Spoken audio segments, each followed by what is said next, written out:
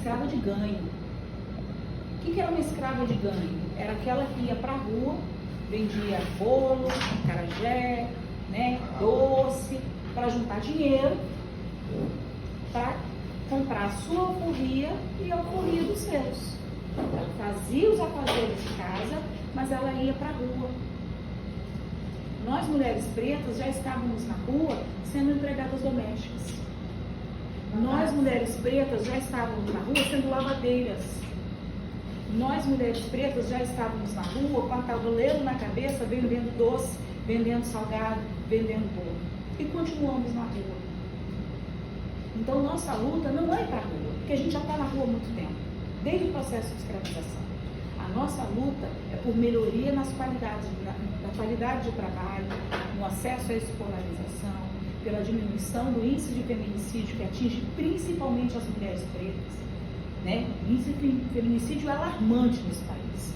A gente vai entrar em extinção, promoção do XX vai entrar em extinção, pelo tanto que nós mulheres estamos morrendo.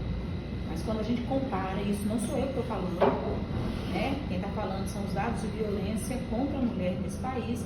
O feminicídio aumenta entre o grupo da população negra e diminui entre a população negra. Em relação a isso daqui, quantas mulheres pretas são professoras e quantas mulheres pretas são alunas?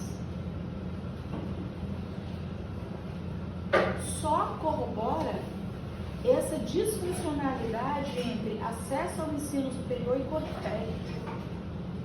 Quantas mulheres? A gente conta nos dedos. Quantas mulheres pretas nós temos nessa escola que estão, né, no cargo ou de professora ou de pedagoga? Quantas mulheres pretas estão como estudantes? Então, só corrobora aquilo que eu digo. Essa é a primeira reflexão. Segunda reflexão. E por que nasce essa coluna? À tarde a gente teve um incômodo aqui, quando uma professora verbaliza assim. Teve uma professora que saiu dessa escola porque ela se incomodava muito, porque vocês falam muito de negócio de preto. Né? Então ela se incomodava porque ela era branca, e assim, como é que ficava esse negócio, né, dessa relação de branco e de preto? E aí isso me incomodou, né? Você vai para casa, você pensa, você relembra, por quê? E aí vamos voltar lá nas bases teóricas da didática de Libânio, livro didática de Libânio que todo mundo estudou para fazer concurso público para estar aqui sentado. Porque aquele livro, ó, eu fiz, eu sou de 1992 do curso de Ciências Biológicas e eu estudei ele na universidade. Quando a gente sabe que tem lá a teoria tradicional da didática, o professor é a centralidade do processo de ensino-aprendizagem. Quando a gente caminha para a teoria crítica do processo de ensino e aprendizagem, Paulo Freire está ali, na perspectiva crítica do currículo, né? Ele vai falar que o sujeito é o centro do processo de ensino e aprendizagem. É a partir do sujeito que os processos de ensino e as práticas metodológicas devem emergir.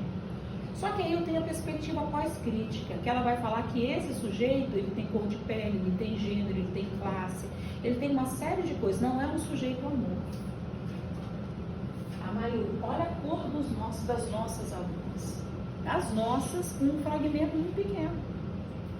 Né? Muito pequeno diante da dimensão que a Emélia de Mardo tem de manhã, tarde e noite. Né? Isso aqui é uma amostra. Né? Olha a quantidade de estudantes que vocês vêm trazendo, isso mulheres. Né? Se a gente fala de homens, ali vem outro, tanto, um monte. De sujeitos que têm a cor da pele preta, e a cor da pele preta, ela vai das mais diferentes matizes de cor de pele preta, que aí depois a gente pode fazer uma discussão sobre isso, que é esse colorismo, e por que muitas vezes eu sou moreno, marrom bombom, mulato, cor de jambo, cor de burro quando foge, café com leite claro, café com leite escuro, né? Leite queimado, a gente pode discutir isso depois, né?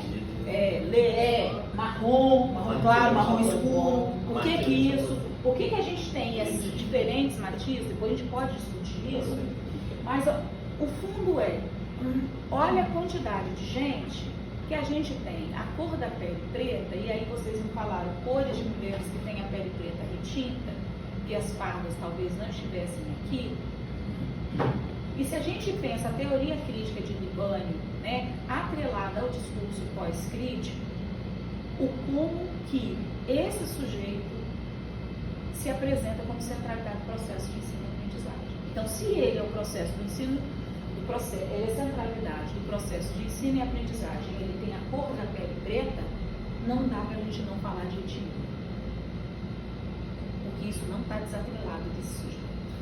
E quando eu falo de etnia, não é eu falar apenas do vatapá, não é eu falar apenas do carnaval, não é eu falar apenas do Congo, não é eu falar apenas das faces bonitas dessa história, porque ela tem uma face muito bonita, mas é falar também das cruezas que essa história antiga e atual tem quando eu falo da dimensão da etnia, porque ela está falando da negação do direito. De uma série de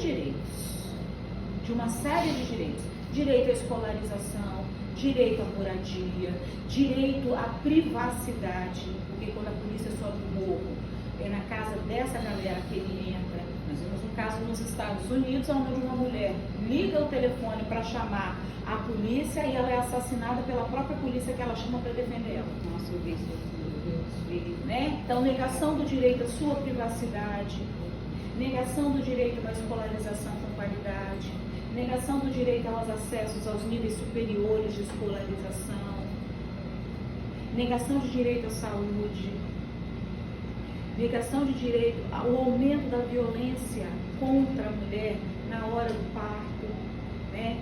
A violência obstétrica.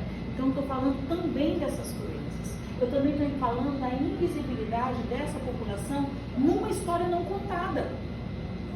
Porque a história que nós temos hoje é uma história não contada. Se eu colocar várias imagens aqui de heróis e heroínas negros, talvez a gente não conheça a maioria delas, porque é uma história não contada. Então é por isso, em nome de todas essas pessoas que estão aqui, que não são a Sueli, nem a Bárbara, nem a Fábia, nem a Eloá, muito menos a Érica, que a gente precisa começar e continuar discutindo a perspectiva das mulheres e dos homens pretos no currículo escolar de uma forma crítica. E não de uma forma superficial, porque isso é propagação de racismo. Isso é só propagar racismo. É só um racismo maquiado. E isso a gente não precisa. Nós, população preta, não precisamos disso. Aliás, se for para fazer isso, não faça. Tá bom?